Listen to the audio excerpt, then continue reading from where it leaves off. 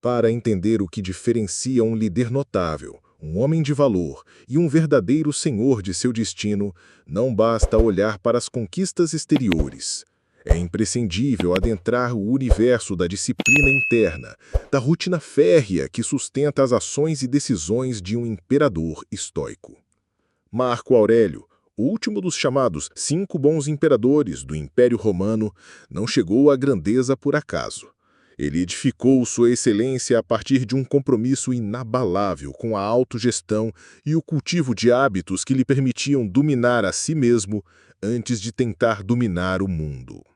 Ao contrário de seus contemporâneos, que muitas vezes sucumbiam à preguiça ou à dispersão, Marco Aurélio incorporava em sua existência a premissa fundamental da filosofia estoica: somos aquilo que fazemos repetidamente.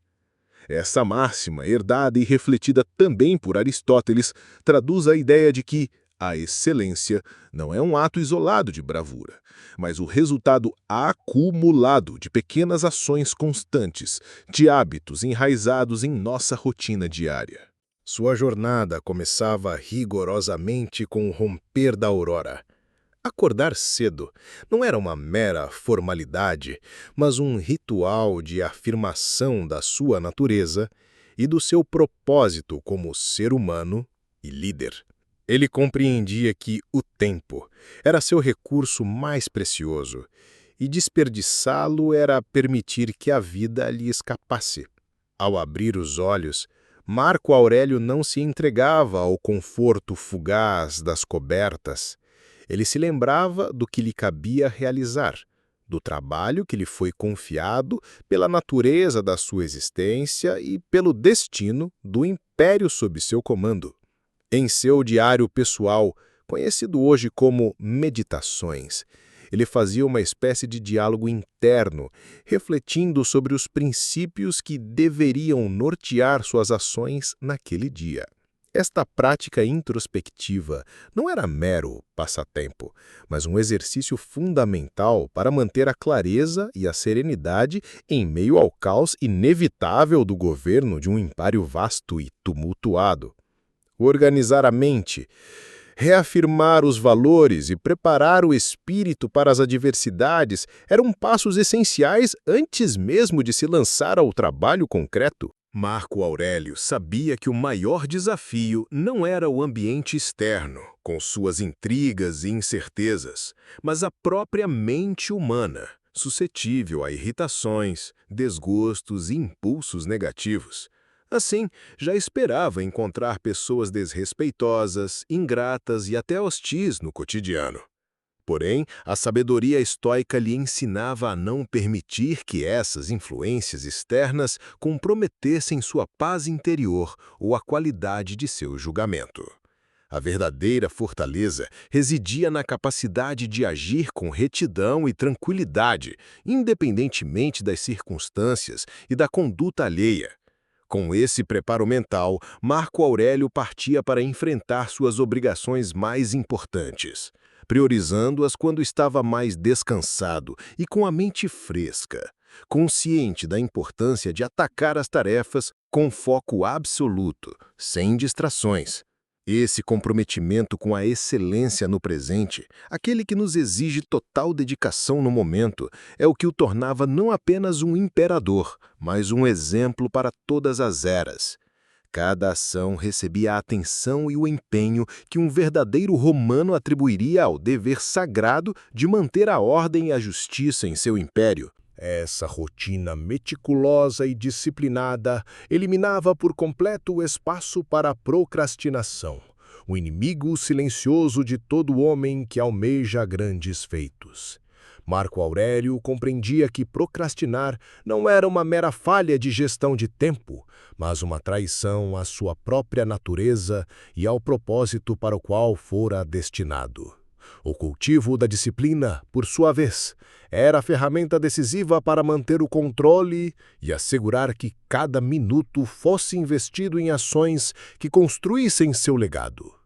A procrastinação, por mais banal que pareça, é um dos maiores inimigos da eficácia e do legado duradouro. Ela não é um defeito isolado, mas o sintoma de uma mente que perdeu o controle sobre sua urgência e seu propósito. Para um homem de valor, para aquele que está destinado a deixar sua marca, não basta apenas desejar ser produtivo. É imperativo estruturar a mente e o ambiente para garantir que a ação seja o único caminho viável. O primeiro passo nesta jornada de superação reside na preparação mental. Mudar o foco é fundamental. A procrastinação não é um mal natural do ser humano, mas sim uma doença da abundância e do conforto excessivo. Quando tudo está ao nosso alcance e não existe pressão externa palpável, o risco de permitir que o relógio avance sem progresso é gigantesco. Por isso, é essencial cultivar um senso de urgência interno, ainda que não haja um deadline externo iminente. Estabelecer prazos rigorosos, pessoais e inegociáveis pode parecer um gesto simples, mas carrega consigo um poder transformador. Fixar uma data limite para concluir uma tarefa e, mais do que isso, comunicar essa meta a um parceiro, um mentor ou alguém de confiança que possa cobrar a sua execução, cria uma rede de responsabilidade que, por si só, reduz drasticamente o espaço para procrastinação. A consciência de que haverá consequências reais, que o adiamento trará custos e não apenas conforto, fortalece a determinação. Outro ponto essencial para a mente disciplinada é a eliminação das distrações triviais. O homem poderoso sabe que seu tempo é sagrado e que perder-se em atividades vazias, aquelas que não produzem valor real nem prazer genuíno, é um luxo decadente que ele não pode se permitir. Portanto, identificar e neutralizar essas distrações é uma medida de inteligência estratégica. As redes sociais, os conteúdos superficiais, o consumo passivo de informação, tudo isso deve ser monitorado e restringido para que o foco nas responsabilidades primárias permaneça inabalável. Para além disso, é preciso reorganizar a abordagem das próprias tarefas. Grandes projetos, especialmente aqueles que desafiam a capacidade de concentração e demandam esforço prolongado, podem se tornar verdadeiros obstáculos psicológicos. A mente humana, por sua natureza, tende a rejeitar esforços contínuos e monótonos por longos períodos. O segredo, portanto, está na fragmentação. Dividir grandes responsabilidades em partes menores, manejáveis, que possam ser atacadas com vigor e completadas em ciclos curtos. Esse método não apenas facilita o início do trabalho, mas também gera uma sensação contínua de progresso, uma energia positiva que combate a inércia. Trabalhar por intervalos curtos e intensos elimina a paralisia causada pela magnitude da tarefa e cria um ritmo constante, quase inevitável, rumo à conclusão. No entanto, superar a resistência inicial, o momento em que a preguiça e a dúvida ameaçam ancorar a mente na inação, é talvez o desafio mais complexo. Por isso, o ato de dar o primeiro passo é, na verdade, a grande vitória. O homem disciplinado sabe que a hesitação é a sua pior inimiga e, por isso, implementa estratégias para vencê-la. Não pensar no todo, não questionar a dificuldade ou o tempo necessário, mas simplesmente agir. Um passo, uma ação simples, uma decisão. Aqui entra uma técnica que se tornou um verdadeiro clássico entre os mais produtivos: a regra dos 5 segundos. Contar regressivamente até 0 e iniciar a ação imediatamente, sem espaço para dúvidas ou distrações mentais, é um mecanismo psicológico que dribla o piloto automático da procrastinação. A mente, quando forçada a agir antes que o medo, a dúvida ou o conforto tomem o controle, se alinha com o movimento da execução e deixa a hesitação para trás. Outro recurso valioso é a famosa técnica Pomodoro, criada para dividir o tempo de trabalho em blocos cronometrados de alta intensidade. A ideia de trabalhar por 25 minutos ininterruptos, seguidos por 5 minutos de descanso, cria um ciclo sustentável de concentração máxima e recuperação mental. Repetir este ciclo por 4 vezes seguidas permite ao indivíduo acumular quase 2 horas de produtividade focada, intercaladas por um intervalo mais longo, mantendo a energia e a clareza mental. Por fim, eliminar as distrações físicas do ambiente é uma necessidade básica para o homem que aspira à excelência.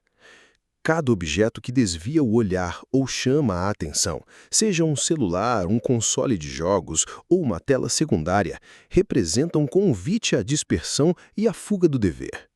Configurar um espaço de trabalho que seja exclusivamente dedicado à execução da tarefa, onde a única ação possível é avançar, cria uma arquitetura que favorece a ação e penaliza a procrastinação. Ao final, essas técnicas e preparações não são apenas truques para ganhar tempo, mas sim pilares para a construção de uma mentalidade que reconhece a responsabilidade como privilégio e honra.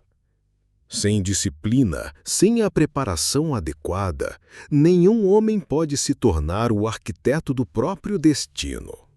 A excelência, como ensinava Marco Aurélio, é o produto das pequenas batalhas diárias que vencemos contra a preguiça e a dúvida. Ter a mente alinhada e preparada é o ponto de partida, mas o verdadeiro poder está nas ações deliberadas e disciplinadas que transformam intenções em conquistas palpáveis. O homem de resultados sabe que a diferença entre o sucesso e a mediocridade está no domínio da execução. E, para isso, é fundamental aplicar estratégias que facilitam o início, a continuidade e o término das tarefas, mesmo aquelas que parecem maiores ou mais complexas. Primeiro, compreenda que o maior desafio está em dar o primeiro passo. A inércia da mente, que se alimenta do conforto da hesitação, só é quebrada pela decisão firme de começar. Por isso, obrigar-se a iniciar a tarefa sem questionamentos ou cálculos sobre o tempo que vai consumir é uma manobra de mestre. A atenção deve estar completamente focada naquele movimento inicial, o start, que ativa toda a sequência de ações subsequentes. Uma vez iniciado o caminho, a resistência diminui e o progresso se torna inevitável. É justamente essa luta contra a procrastinação inicial que fundamenta o sucesso das estratégias como a regra dos 5 segundos. Contar mentalmente regressivamente. 5, 4, 3, 2, 1 e no 0, executar a ação sem hesitar é um método que ignora o debate interno e impede que a mente racionalize a permanência no estado de inércia. Essa técnica, simples porém poderosa, tem como objetivo condensar o impulso para a ação em um espaço de tempo reduzido, eliminando os momentos onde o pensamento procrastinador poderia se manifestar. Além disso, para enfrentar as longas jornadas de trabalho ou as tarefas que exigem concentração sustentada, a técnica Pomodoro se destaca como uma ferramenta indispensável. Dividir o tempo em blocos de 25 minutos de foco absoluto, seguidos por breves intervalos, permite manter a produtividade elevada e evita o desgaste mental precoce. Este método respeita os limites naturais da mente humana, maximizando a eficiência e garantindo uma sensação constante de avanço e realização. O domínio do ambiente é outro fator determinante. O cérebro, por sua natureza, busca o caminho de menor resistência e, se encontra estímulos que desviam a atenção, tenderá a seguir por eles. Portanto, criar um espaço de trabalho que minimize as distrações é uma condição não negociável para quem aspira à excelência. Isso significa retirar de perto tudo aquilo que não contribui diretamente para o objetivo imediato. Celulares, notificações, dispositivos eletrônicos, qualquer elemento que possa atrair a atenção e quebrar o fluxo. Com essas medidas, o indivíduo cria uma fortaleza, onde o foco é o soberano absoluto, e a única ação possível é avançar nas tarefas. Esta arquitetura mental e física transforma o ato de trabalhar de uma batalha contra si mesmo em um processo natural e fluido. Por fim, não podemos esquecer que a disciplina é o fio condutor que mantém todas essas estratégias coesas e eficazes. Sem disciplina, mesmo as melhores técnicas se tornam inúteis diante das tentações do conforto e da distração. A disciplina é a força invisível que permite aplicar essas ferramentas dia após dia, independentemente do estado emocional ou das circunstâncias externas. Em última análise, superar a procrastinação é um ato de liderança consigo mesmo. Liderar-se exige coragem, autoconhecimento e, sobretudo, a capacidade de transformar intenções em atos concretos. É esta habilidade que diferencia o homem comum daquele que constrói um legado, que avança enquanto outros hesitam. A maioria dos homens teme a solidão. Acreditam, erroneamente, que estar só é sinônimo de fraqueza ou abandono. No entanto, os grandes pensadores da história, em especial os estoicos, sempre enxergaram a solidão como um território fértil, um santuário silencioso onde o homem pode conhecer a si mesmo, moldar sua alma e fortalecer sua essência. Para quem busca resultados consistentes, tranquilidade diante do caos e uma mente imperturbável, a solidão é uma ferramenta, não um fardo. A tradição estoica, representada por figuras como Sêneca, Epicteto e o próprio Marco Aurélio, defendia com veemência o valor da autossuficiência. E aqui não se trata de um isolamento misantrópico, mas de uma independência emocional e espiritual que liberta o indivíduo da necessidade de aprovação, da dependência das circunstâncias ou da oscilação emocional que advém da vida coletiva. Estar só, voluntariamente, é um exercício de domínio, é um treinamento da alma.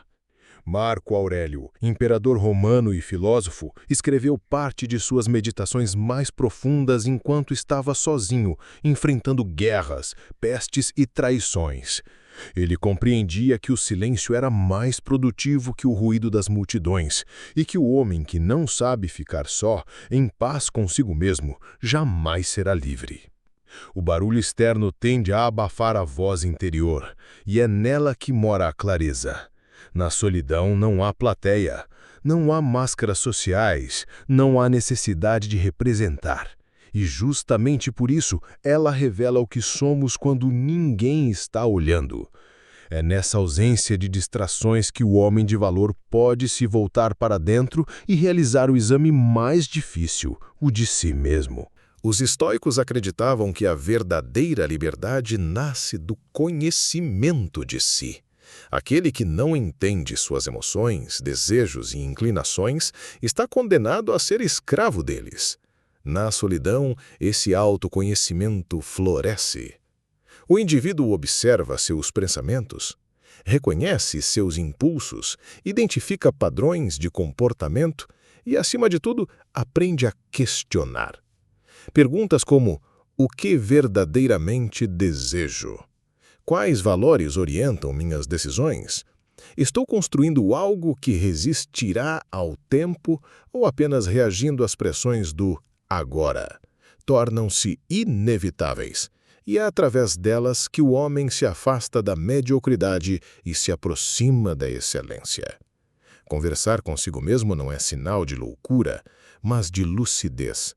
Na solidão, esse diálogo interno se refina. O homem maduro não tem medo de refletir, ele o faz com intensidade e método. Cria, dentro de si, uma espécie de conselho de anciãos. Escuta, pondera, confronta-se. Quando esse hábito é cultivado com seriedade, o indivíduo passa a tomar decisões mais alinhadas com seus princípios e menos reativas às emoções momentâneas. Esse é o terreno fértil onde nasce a autarquia, a capacidade de governar a si mesmo. O homem que domina sua mente não se curva ao impulso, não cede à ira, não se entrega à vaidade. Ele permanece firme, ancorado em convicções sólidas, mesmo quando o mundo ao redor desaba. Outro aspecto essencial da solidão é que ela exige disciplina. Estar só é desafiador, porque obriga o indivíduo a ser responsável por sua própria estrutura. Não há terceiros para motivar, cobrar ou validar. Logo, a disciplina torna-se um exercício interno, autossustentado. Na solidão, você treina a capacidade de agir sem precisar de incentivo externo. Treina o autocontrole ao resistir às distrações. Treina o foco ao se manter fiel à sua agenda de tarefas, mesmo quando ninguém está observando. A autodisciplina, forjada no silêncio, é infinitamente mais forte do que aquela construída sob pressão. E esse domínio, uma vez adquirido, transforma todas as outras áreas da vida, porque quem aprendeu a se manter firme quando ninguém está olhando, certamente manterá a postura quando estiver sob os holofotes. Vivemos em uma época marcada pela superestimulação. A busca desenfreada por mais bens, mais estímulos, mais validação, tem desviado homens brilhantes de seus caminhos. Os estoicos, porém, ensinaram que viver bem não exige abundância material, mas clareza espiritual. E a solidão é o melhor laboratório para redescobrir o valor da simplicidade. Ao se afastar da agitação externa, o homem começa a apreciar as pequenas coisas, o silêncio da manhã, a profundidade de uma leitura, o prazer de cumprir o próprio dever com excelência. Ele percebe que muito do que desejava antes era ruído. E quanto menos ruído, maior a clareza. A riqueza verdadeira não está na ostentação, mas na paz de espírito. E essa paz não se compra, se conquista, sobretudo nos momentos de isolamento voluntário, quando a mente está livre para contemplar, agradecer e decidir com consciência. Por fim, a solidão deve ser vista como uma escola. Uma escola onde você é ao mesmo tempo aluno, professor e material de estudo. É nesse espaço que você se torna mais estratégico, mais introspectivo, mais intencional. Você refina a sua linguagem, ajusta a sua postura, planeja com mais precisão. Avalia erros do passado, projeta o futuro e ajusta a rota com elegância. Enquanto muitos correm, você caminha com firmeza. Enquanto muitos se distraem com a espuma dos dias, você mergulha nas profundezas da alma. Solidão não é ausência de algo, mas presença de si. E homens que se tornam mestres de si mesmos jamais serão dominados por outros. O homem verdadeiramente poderoso não age por impulso. Ele não reage, ele responde. E para responder com sabedoria, precisa de clareza. Clareza essa que não se conquista no meio do tumulto, nem se encontra entre ruídos e distrações. A clareza, real, profunda, decisiva, nasce no silêncio e se desenvolve na solidão. A tomada de decisões é uma das atividades mais nobres e exigentes da alma racional. Cada escolha que fazemos molda não apenas nosso destino, mas nossa identidade. Por isso, os estoicos viam na solidão não uma fuga do mundo, mas uma preparação estratégica para lidar com ele. Em um mundo obcecado por velocidade, quem cultiva o hábito de pausar, refletir e decidir com critério se destaca como um farol em meio à névoa. Há momentos em que a vida apresenta encruzilhadas. Nessas horas, conselhos são muitos, opiniões se multiplicam e a pressão externa tenta nos empurrar para qualquer direção. Contudo, o homem estoico, o homem de fibra, de integridade, sabe que nenhuma decisão verdadeiramente acertada pode ser tomada em meio ao caos. É na solidão que ele se retira não para se esconder, mas para se encontrar. Ele se isola temporariamente para ouvir a única voz que importa, a da razão bem educada, da consciência bem treinada, da mente limpa de impulsos passageiros. Ao fechar as portas do mundo, ele abre as janelas da lucidez.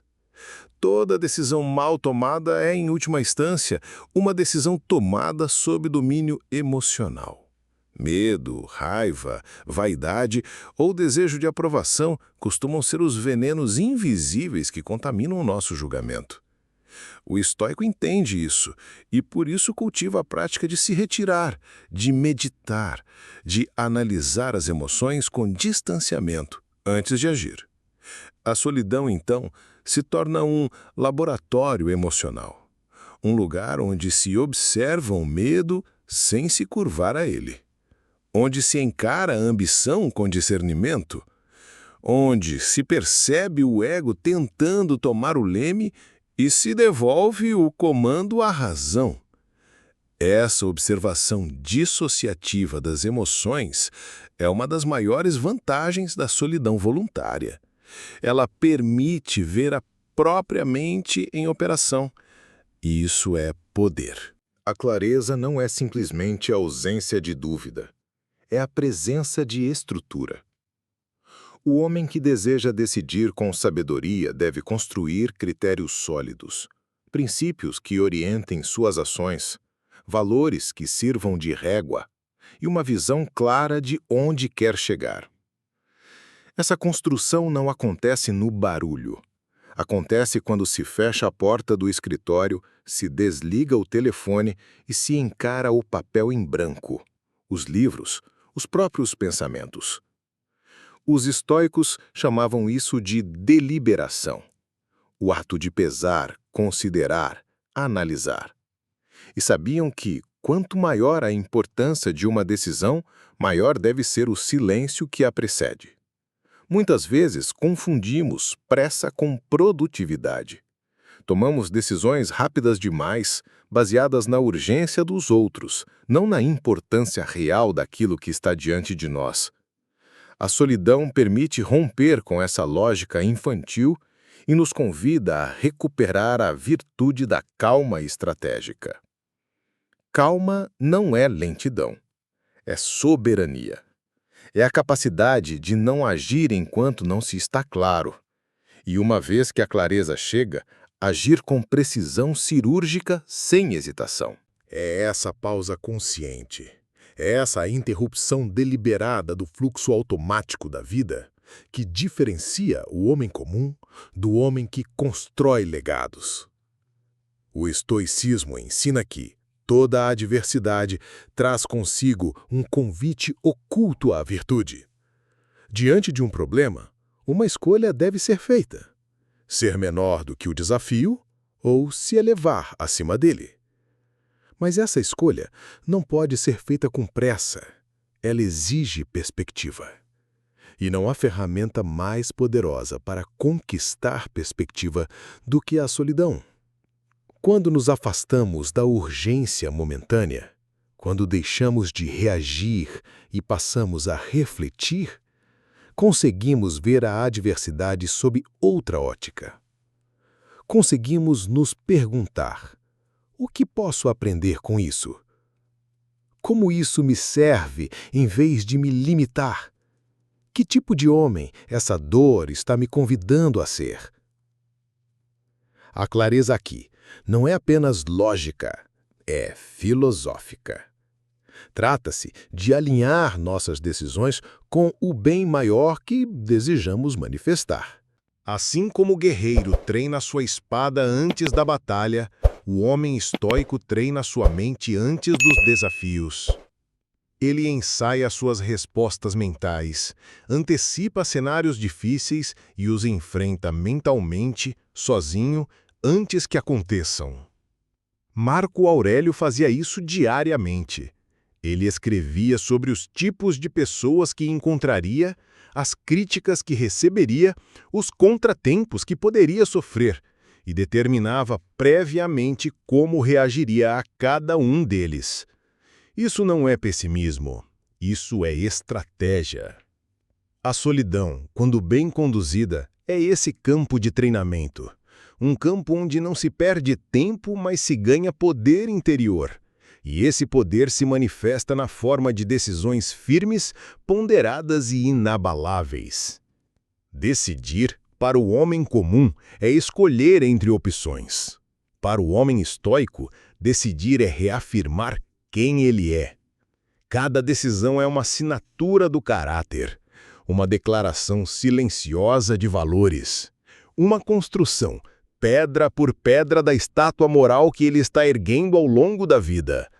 A solidão não é apenas o cenário onde essa decisão acontece, é a cinzel que a esculpe com precisão. A vida não é feita apenas de vitórias, é feita sobretudo da maneira como enfrentamos as inevitáveis derrotas, quedas e frustrações que surgem pelo caminho. Para o homem estoico, a adversidade não é inimiga, pelo contrário, é o terreno fértil onde a virtude é testada, polida e finalmente revelada.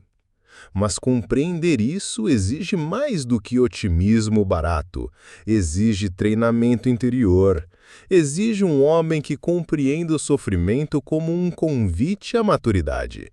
E é na solidão, longe dos aplausos, da aprovação e das distrações, que esse entendimento se estrutura e se consolida. Epicteto dizia: as dificuldades mostram o homem. Essa não é uma frase feita, é um imperativo existencial. Em um mundo onde a mediocridade clama por conforto constante, o verdadeiro homem se distingue ao aceitar a dor como uma alavanca de evolução. A adversidade é para o estoico o equivalente à carga para o atleta. Sem resistência, não há fortalecimento.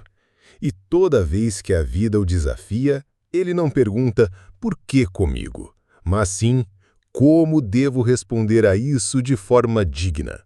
Quando tudo ao redor parece desmoronar, negócios, reputação, planos cuidadosamente elaborados, a maioria busca distração, álcool, entretenimento, redes sociais. O homem estoico não. Ele busca silêncio. Na solidão, ele encontra não apenas o abrigo, mas a oficina onde refaz sua arquitetura interior, onde reelabora seus princípios e fortalece sua base racional, onde digere os golpes da vida com maturidade, sem recorrer à autopiedade. É na ausência de vozes externas que ele ouve com nitidez a voz da sua consciência. E é a partir dela que ele reconstrói sua trajetória. Os estoicos tinham uma postura radicalmente madura diante da dor. Eles não a negavam, nem tampouco a romantizavam. Eles a observavam, fria, logicamente. E então perguntavam: é possível usar essa dor para crescer? A resposta era quase sempre sim. A adversidade é inevitável, mas o sofrimento é, em grande parte, opcional. O que diferencia o homem virtuoso do homem comum não é o que ele sofre, mas como ele interpreta e responde ao sofrimento. É nesse ponto que a solidão se revela como ferramenta, pois apenas nela é possível ressignificar com profundidade a experiência dolorosa, separando o fato da emoção, a realidade da narrativa, e assumindo o comando da própria mente. A dor é uma oportunidade disfarçada para o cultivo de virtudes nobres: coragem, paciência, autocontrole, resiliência, humildade. Mas nenhuma dessas virtudes floresce num solo apressado ou superficial. A solidão é o tempo necessário, o solo fértil, o espaço onde essas sementes morais são plantadas, regadas e fortalecidas. Em vez de se lamentar, o estoico contempla: Essa dificuldade me está moldando para me tornar mais digno do que desejo alcançar? Ele compreende que uma vida confortável, sem desafios, pode ser fácil, mas será sempre rasa. É o atrito que dá forma ao diamante. Os antigos mestres do estoicismo praticavam um exercício poderoso chamado praemeditatio malorum, a antecipação dos males. Eles visualizavam, com detalhes, adversidades possíveis, doenças, perdas, rejeições, fracassos, mas não o faziam como pessimistas, faziam como estrategistas. Ao simular essas provações em sua mente, preparavam o espírito, criavam um plano de ação interno, e quando a vida finalmente os golpeava, não estavam surpresos, estavam prontos. A solidão é o cenário ideal para esse treinamento mental. É onde se criam, com disciplina, os escudos invisíveis que protegem a alma da instabilidade do mundo. Resiliência, no estoicismo, não é teimosia cega, é sabedoria prática. É a capacidade de enfrentar aquilo que não pode ser mudado com honra e serenidade, e mudar, com coragem, aquilo que ainda está ao alcance. Em solidão, o homem treina essa arte. Ele não busca anestesiar a dor. Ele a examina. Ele se pergunta: o que esse episódio quer me ensinar? Qual parte de mim precisa morrer para que uma versão mais forte possa emergir? Esse é o homem que, mesmo após um fracasso público, se recompõe no silêncio, se reorganiza, se fortalece e volta à arena, não como vítima, mas como guerreiro renovado.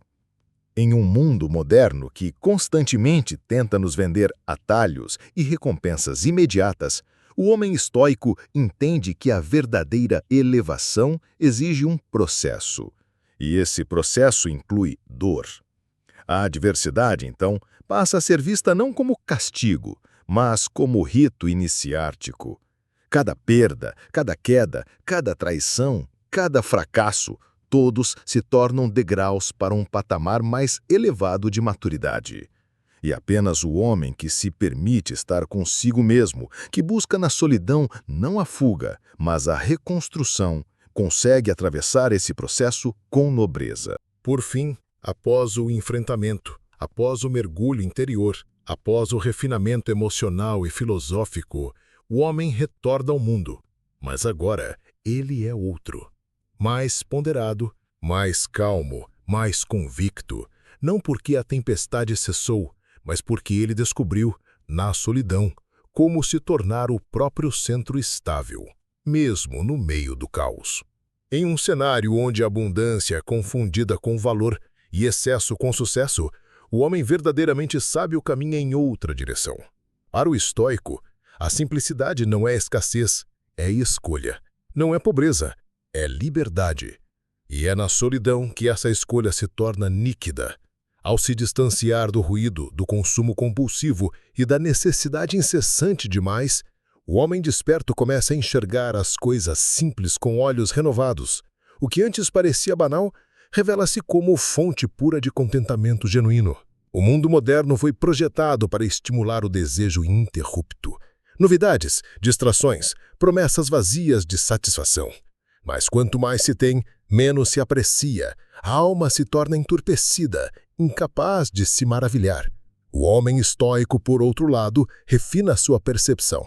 Ele educa seus sentidos e pensamentos para perceber valor naquilo que é essencial. Uma manhã silenciosa, uma refeição honesta, um diálogo sincero, um corpo saudável, uma mente em paz. Isso não significa abrir mão do conforto ou da sofisticação. Significa escolher aquilo que, mesmo simples, carrega profundidade. É o puro sobre o artificial, o necessário sobre o supérfluo. É a elegância do mínimo, não por obrigação, mas por consciência. Estar só não é estar em falta, é estar em plenitude. Quando o homem poderoso se retira, ainda que brevemente, das obrigações e dos holofotes, ele não se anula, ele se reinicia. Na solidão, ele passeia, não por luxo, mas por quietude. Observa detalhes antes ignorados: o cheiro da chuva, o som do vento, o ritmo de sua própria respiração. Esses momentos, embora ordinários, revelam uma beleza que nenhum bem material é capaz de oferecer. O homem que aprendeu a encontrar prazer nas coisas simples é um homem blindado contra a tirania do nunca é suficiente. Gratidão, para o estoico, não é um sentimento passivo, é uma prática ativa de discernimento. É o olhar treinado para identificar, no agora, o que já é valioso. Enquanto o homem comum se queixa daquilo que lhe falta, o homem elevado reconhece e honra aquilo que já possui. Um corpo funcional, uma mente clara, o respeito dos seus, a liberdade de decidir seus passos. Isso, por si só, já é riqueza. E é na solidão, longe das comparações e da pressão externa, que esse exercício de gratidão se torna mais poderoso. É nesse espaço que se percebe que muito do que se busca fora já repousa em abundância dentro. Não há fraqueza em viver com pouco. Pelo contrário, exige força. Força para não ceder à vaidade, para não se render à necessidade de exibir. Força para não se tornar escravo de objetos ou do aplauso alheio. O estoico escolhe a sobriedade, não por falta de opção, mas por supremacia de visão. Ele sabe que toda posse tem seu peso, e que liberdade verdadeira é poder desapegar-se, sem dor. Quanto mais essencial for sua vida, mais leve será sua mente e mais eficaz sua ação no mundo. Em uma era de dopamina fácil e recompensas instantâneas, a mente moderna está sempre faminta. Nada satisfaz por muito tempo. Tudo parece insuficiente, mas o estoico percebe o padrão. É a mente indisciplinada, não a vida, que carece. A solidão o ajuda a quebrar esse ciclo. Ao silenciar o externo, ele confronta seu vazio interno e o preenche com propósito, não com estímulo. Ele percebe que a verdadeira saciedade não vem de conquistas grandiosas, mas da harmonia entre o que se tem e o que se deseja. E a simplicidade torna-se, então, o verdadeiro luxo, o de não precisar mais do que o necessário para ser pleno. O homem que escolhe viver com menos, com qualidade, com presença, com propósito, desenvolve algo raro: estabilidade emocional. Ele não é mais movido por tendências, nem manipulado por campanhas. Ele é senhor de si. Ao invés de reagir com ansiedade a cada oferta do mercado, ele responde com sobriedade. Ele sabe o que quer e, principalmente, sabe o que não precisa. Essa clareza o diferencia. Ele se move por valores, não por impulsos. E essa é a base da sua tranquilidade. O verdadeiro poder está na capacidade de renunciar ao que é desnecessário sem sentir-se diminuído. Quando o homem encontra paz na simplicidade, ele se torna sólido, centrado, uma fortaleza invisível. Não há ostentação que supere a serenidade de quem sabe o que carrega dentro de si. A solidez do estoico nasce desse domínio interno. Ele pode estar cercado de luxo, mas não se define por ele. Ele pode possuir muito, mas não depende de nada. A simplicidade, à luz do estoicismo, não é sobre ter menos, é sobre entender mais, sobre discernir o que tem valor real, sobre parar de correr atrás de tudo e, finalmente, repousar onde importa. E é na solidão, longe das distrações, que o homem de valor refina seu olhar e reorienta sua bússola interna. Ele percebe que felicidade, contentamento e presença não estão na multiplicidade das experiências, mas na profundidade delas. A riqueza da simplicidade é a riqueza da clareza, e poucos estão dispostos a conquistá-la.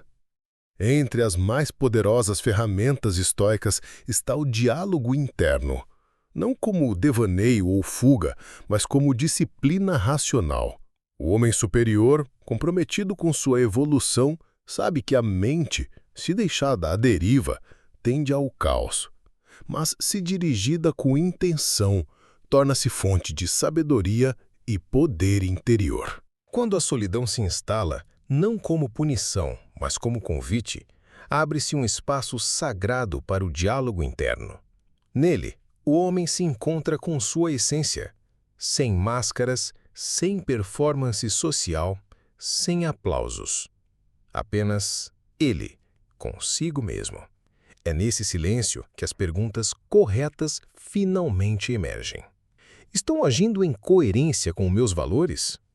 O que me move? O medo? O ego? Ou a razão? Minhas ambições estão enraizadas na virtude ou na vaidade? Esse processo de introspecção é a base da construção de uma vida sólida. O diálogo interno se transforma em um espelho intelectual, refletindo verdades que a correria diária insiste em encobrir. Assim como o corpo precisa de resistência física para ganhar força, a mente exige fricção interna para alcançar clareza. É na solitude, longe de distrações, comparações e ruídos sociais, que essa força mental é forjada. O homem estoico, ao cultivar o hábito de se questionar com honestidade brutal, desenvolve sua inteligência moral. Ele não teme olhar para si. Ao contrário, ele valoriza o desconforto da autorreflexão, pois sabe que é ali que reside o progresso. Ele se interroga, se provoca, se desafia. E, ao fazê-lo, fortalece a própria estrutura emocional. Um homem que dialoga com sabedoria dentro de si é um homem que responde ao mundo com ponderação e não com impulsos. Para o homem comum, a mente é um campo de batalha caótico. Para o homem elevado, ela é uma sala de conselho, uma mesa redonda, onde razão, emoção, prudência e princípios se reúnem. Nenhuma decisão é tomada de forma impensada. Há ponderação, lucidez e escuta. Essa prática exige silêncio, sim, mas exige, sobretudo, coragem. Coragem de escutar aquilo que preferimos ignorar. Coragem de reformular aquilo que já se tornou hábito. Coragem de abandonar certezas frágeis e construir convicções sólidas. A verdadeira solidão é um laboratório de consciência, um estúdio onde o homem se desconstrói e se recompõe. Um ambiente de refinamento de pensamento e aprimoramento da identidade. Ao se retirar do fluxo banal, o homem estoico se aproxima do seu centro. E quanto mais próximo desse centro, mais estável se torna. Inabalável perante o mundo externo, generoso perante os outros e exigente consigo mesmo. Poucos são os homens que, ao alcançarem o topo, se lembram do céu. A grandeza verdadeira exige humildade, não como submissão, mas como reconhecimento da ordem maior à qual pertencemos. O estoicismo, ao contrário do niilismo moderno, não vê o homem como um acidente do universo, mas como parte integrante de uma estrutura racional. A natureza, com sua precisão, com seu silêncio, com sua resiliência, espelha aquilo que o homem também pode ser. Quando nos retiramos da ambição excessiva, da busca por validação, da vaidade ruidosa, e nos colocamos diante da imensidão do mar, do nascer do sol, da vastidão noturna, somos lembrados. Somos parte, não centro, e isso não nos diminui, nos posiciona. O homem virtuoso não luta contra a realidade, ele a compreende e se ajusta com sabedoria. Ele não exige que o mundo o agrade, ele se treina para agir com excelência independentemente das circunstâncias. Essa sintonia entre o interno e o externo, entre a natureza humana e a ordem do universo, é o que o estoicismo chama de eudaimônia. Uma paz não momentânea, mas estrutural. Não frágil, mas enraizada. Ao longo desta jornada, percebemos que a solidão não é o exílio dos fracos, mas o retiro voluntário dos fortes. Ela não é ausência, é presença amplificada. Não é fuga, é reencontro. O homem que busca poder sem propósito é um tirano em potencial. Mas o homem que se fortalece na solidão, que refina o pensamento, que governa a si mesmo com disciplina e clareza, esse é um verdadeiro líder, um pilar, um arquétipo. Ele não precisa ser perfeito, mas precisa estar em constante edificação. E é na solidão, esse templo da consciência, que ele constrói as fundações invisíveis do seu legado. Tudo o que foi apresentado aqui sobre disciplina, clareza, simplicidade, diálogo interno, conexão cósmica, converge para uma única verdade. O homem estoico não é moldado pelo mundo. Ele molda o mundo a partir de si. Na ausência de distrações, ele se torna presença. Na ausência de aplausos, ele se torna convicção. E quando ele volta ao mundo, volta mais centrado, mais preparado, mais útil. Não porque grita mais alto, mas porque sua voz vem de um lugar mais profundo. Chegamos ao fim desse vídeo. Comente abaixo o que você vai carregar como lição e irá aplicar a partir de hoje para ter resultados. Siga o canal O Poder Estoico para mais vídeos e ensinamentos profundos para uma transformação real de vida.